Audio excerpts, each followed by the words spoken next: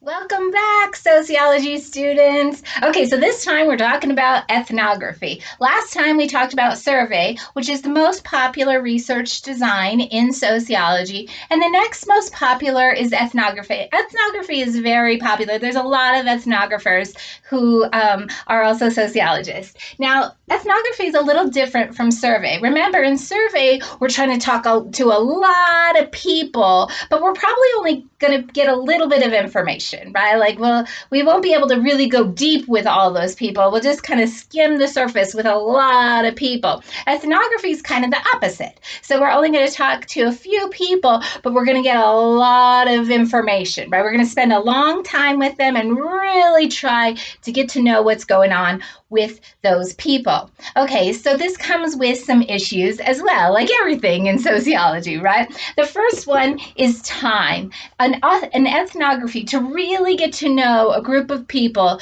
takes a long time. Like, think about even I think about my roommate when I was a freshman in college, right? Like, the first couple days we were hanging out, it was so fun. I was like, oh, I love her, right? She's great. And then as I started to get to know her, like, little things popped up, like, oh, you never do the dishes, interesting. And then I got to know her a little more. I was like, oh, you always oversleep, what are you doing, right? Like, and it took that, like, just getting to know her, took time before I was like, I know you now. Like, I've got all the stuff, right? Okay, so same thing in sociology. It takes a long time to to know a new group of people. You don't just like pop in, like, oh yeah, I know everything about you real quick. It takes a lot of time. Now, who has a lot of time, right? I mean, we're talking probably years. Let's imagine we wanted to do a study on some like lesser known group. Like, it's going to take years and years to get entree,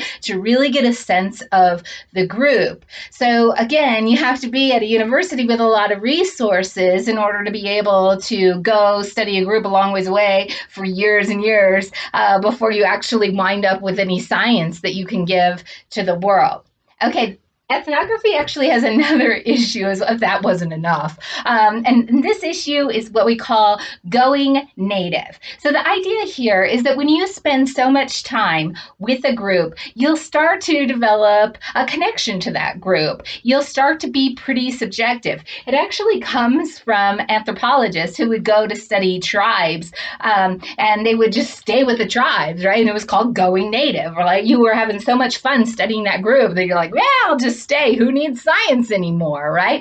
And it is pretty tempting. I studied the Colorado Cattlewomen's Association, so I followed the cattlewomen all over Colorado, had a good old time. I went to their farms and ranches, I went to their conferences, and by the end, I was pretty attached to those ladies. I didn't want my study to end because I was enjoying spending time with them so much. I was going native, right? Now, when we go native, we're switching from a scientific, objective brain to a subjective, more emotional brain. And that's not really where science lives, right? Science is supposed to be over in the land of objectivity.